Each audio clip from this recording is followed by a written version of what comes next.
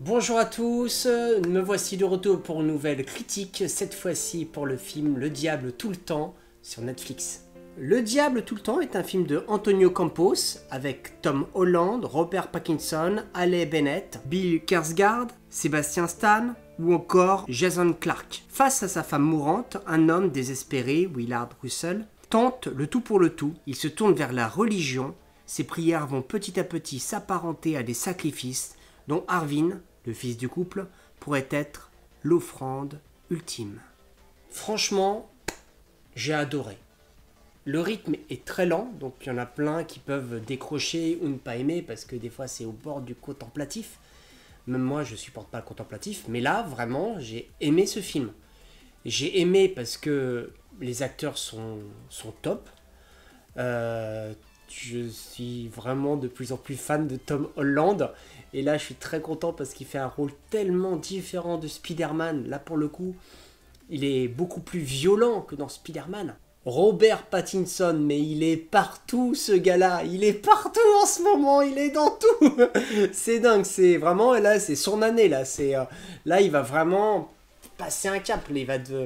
Pour moi, là, c'est le moment où il va tout péter quoi. Il va faire Batman dans pas longtemps. Je l'ai vu dans un autre film il y a pas longtemps, j'avais fait une review sur lui. Et il est très bon. Il est très bon encore dans ce film-là. Mais de toute manière, tous les acteurs sont vraiment excellents. Il y a beaucoup de violence. Il y a une vraie critique déjà à mon avis, déjà des États-Unis, une vraie critique de la religion, une vraie critique du pouvoir et de comment les gens se servent du pouvoir. Et aussi, un thème qui est très présent dans ce film-là, c'est la vengeance. La vengeance, c'est vraiment complètement partout. Et on voit comment les gens, en étant complètement désespérés, arrivent à faire des choses extrêmes. Il y a beaucoup de personnages aussi fous ou proches de la folie.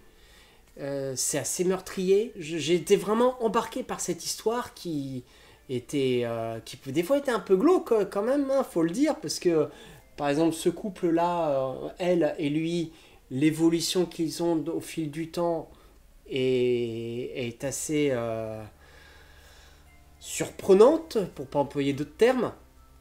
J'ai adoré aussi le concept que ça se passe à travers le temps, qu'on démarre en fait sur le père de Tom Holland pendant allez, une bonne demi-heure. Le film est long déjà, je crois qu'il fait 2h30, un truc comme ça, mais moi j'étais vraiment embarqué, donc j'ai pas... Alors, dans la première partie j'ai eu des longueurs, mais dans la deuxième partie mais j'étais pris et je ne voulais plus quitter l'histoire. C'était vraiment très prenant.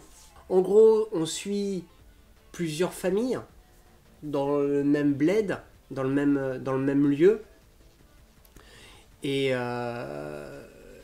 leur évolution à travers le temps et à travers les époques, parce que à travers les générations, parce que comme je disais, on suit d'abord la rencontre du père, de la mère de Tom Holland et d'autres personnes de la ville, et on les retrouve après la génération d'après, comment il y a aussi ce côté cyclique des choses, comment ce qu'ont pu vivre les parents vont influencer sur la prochaine génération et comment des fois les choses se répètent.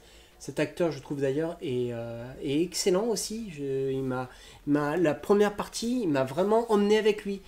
Et la deuxième partie, il y avait Tom Holland et pareil, je trouve que il défend super bien sa partition. Tom Holland, il est... Enfin, moi j'aime beaucoup, hein. Je sais qu'il y en a qui vont dire ah Spider-Man tout ça, moi j'adore franchement, il amène quelque chose de très touchant en tant qu'acteur qui fait qu'il m'a vraiment embarqué. Ouais, et cette critique un petit peu du pouvoir, de comment les gens vont utiliser leur pouvoir et leur influence sur les autres, j'ai trouvé ça vraiment hyper intéressant quoi. Et il y en a vraiment, j'avais envie de le... C'était des têtes à claques. T'as des personnages, t'as envie de leur foutre des baffes, quoi. Tu comprends que ça dégénère. Tu comprends complètement que ça puisse dégénérer parce que t'as l'impression qu'il n'y a pas de solution, à part que ça dégénère. Que le rapport familial aussi, je trouve aussi hyper intéressant. Comment comment la notion de la famille, comment par exemple Tom Holland va tout faire pour sa sœur, comment lui, son père, du coup, celui qui interprète son père, va tout faire par rapport à sa femme, l'amour qu'il a pour sa femme, et jusqu'à quel point ça va le faire basculer dans la folie. Ouais, c'est hyper intéressant, c'est hyper riche en fait, c'est vraiment une expérience. Ça, c'est un film que je regrette de ne pas avoir vu au cinéma. Ça, c'est un film à voir au cinéma, c'est un film vraiment prenant, donc c'est dommage qu'il sorte sur Netflix et pas sur grand écran, mais bon, c'est comme ça, c'est la période. En tout cas, je vous encourage vraiment à le voir parce que il vaut le coup. Enfin, il faut aimer un peu le côté, c'est quand même un peu dur. Ça, c'est pas un film à voir avec des enfants. Ça, c'est un film un peu glauque, un peu sanglant, très violent, très violent. Il est très violent ce film. Psychologiquement d'abord, et après aussi, j'ai de tête là, il y a quand même des moments où ça gicle pas mal. J'ai l'impression d'un point de vue sang. Donc voilà, faut pas avoir peur de la violence. Mais voilà, moi j'ai passé un très bon moment, donc je recommande ce film. Et je vais lui donner une bonne note, je vais lui donner 8,5. Et voilà, donc si tu l'as pas vu, n'hésite pas à le voir. Et très important, pense à t'abonner à la chaîne aussi, à Noté 1 Production. Voilà, si tu veux voir les prochaines critiques qui vont arriver. Je te souhaite une belle journée et à bientôt pour une nouvelle critique. Salut.